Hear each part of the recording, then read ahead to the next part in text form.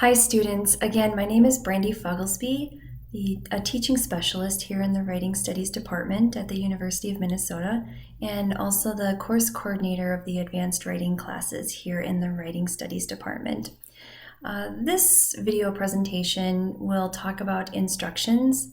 I'll start by giving you a bit of background on our RIT 3562W course, and then I will get into instructions and the importance of instructions and some different features of a strong instructions set. Okay, so to start with, the RIT 3562W course is called Technical and Professional Writing, and you'll see the class description there. And notice these are the different genres that students who take this course will practice writing and composing.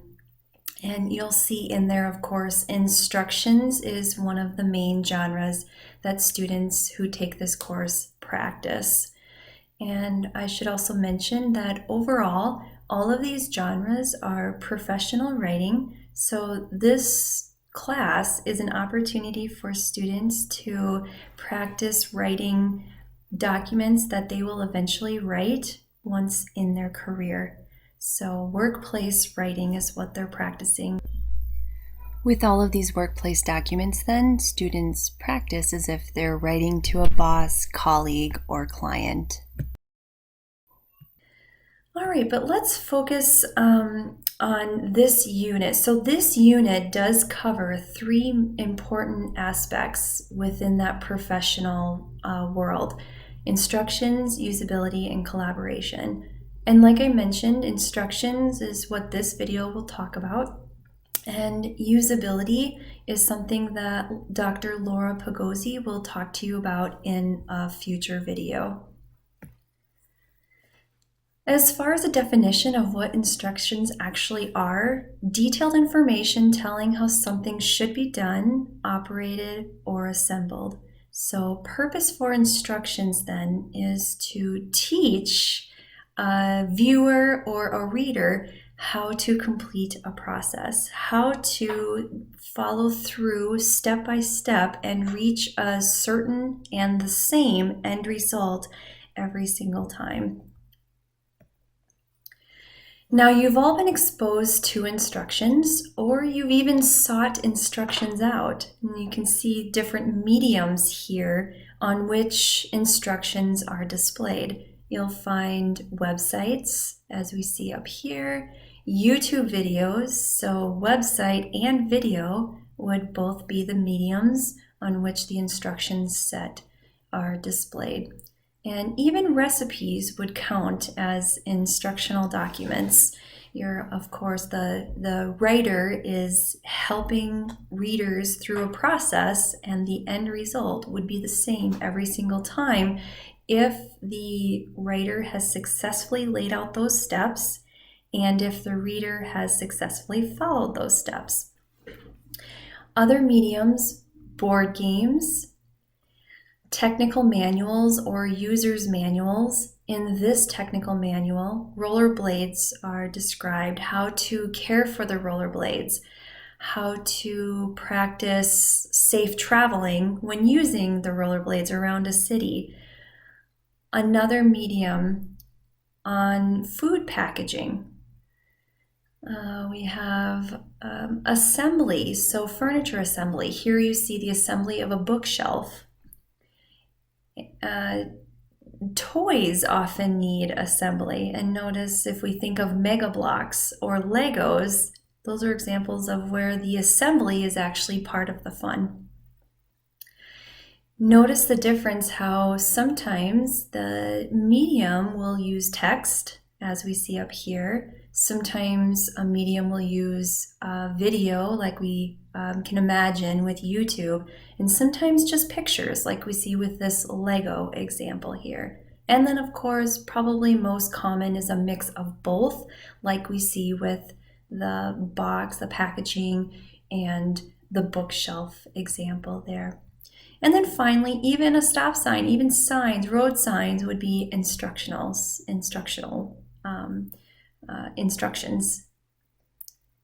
telling the reader or the viewer what to do. But notice this table provides examples of how instructions actually are needed and used within the professional realm as well. Again, RIT 3562W focuses on professional writing. So here are some examples of the University of Minnesota majors and how that expert would use and create a set of instructions in order to teach this audience on whatever it is they want to teach them. So those are some examples of how professionals use instructions in the workplace. As far as the audience of instructions, notice the audience, they're not only readers of the instructions, but the audience of instructions, they're also doers of the described process. So whereas an essay or promotional materials might get undivided attention, instructions don't have that benefit. In fact, viewers or the readers of those documents are distracted because they're doing two things at once. They're simultaneously reading and completing that process. So something that the creator of instructions wants to keep in mind as they're writing those instructions. Also important to note about the audience of instructions, they actively sought out the instructions. They want to learn. And the benefit of that is they want to learn in the quickest way possible. They want to get to the end result.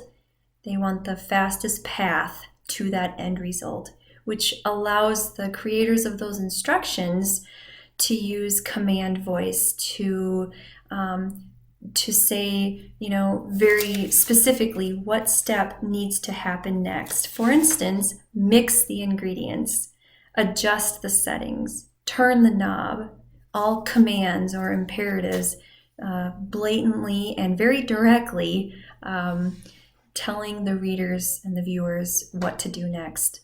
Not all genres can get away with that. A lot of genres using that wording would be considered rude, but for instructions, those commands are appreciated.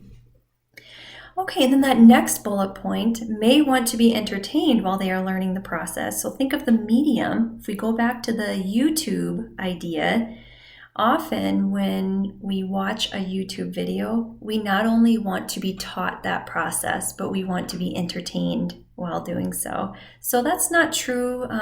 This entertainment component isn't true in all sets of instructions, but something to keep in mind when deciding which instructions medium that creator is going to use. And then finally, the audience comes from varying backgrounds with varying levels of expertise. So the writer of instructions wants to know how much information they should include, what information they can leave out. And so before creating that set of instructions, they want to assess how much information the audience already has, because of course you wouldn't want to insult your readers' intelligence or tell them something they already know, because again, that audience wants the fastest path to that end result. Okay, here are some basic features of an instruction set from the textbook that we use. You can see the source information down there. And this just gives you an idea of a typical layout that all instructions tend to follow. And then here are the learning outcomes for Unit 3, specifically geared toward instructions. This is what in RIT 3562W we as a department hope that our students gain after completing this unit. And then just a final note, if a professional correctly assesses his/her rhetorical situation, the audience, the medium choice on which to display those instructions, and the context, then the instruction set will most likely succeed at guiding that audience through the process. Thank you for taking the time to watch this video. If you have any questions, feel free to email me. Thank you.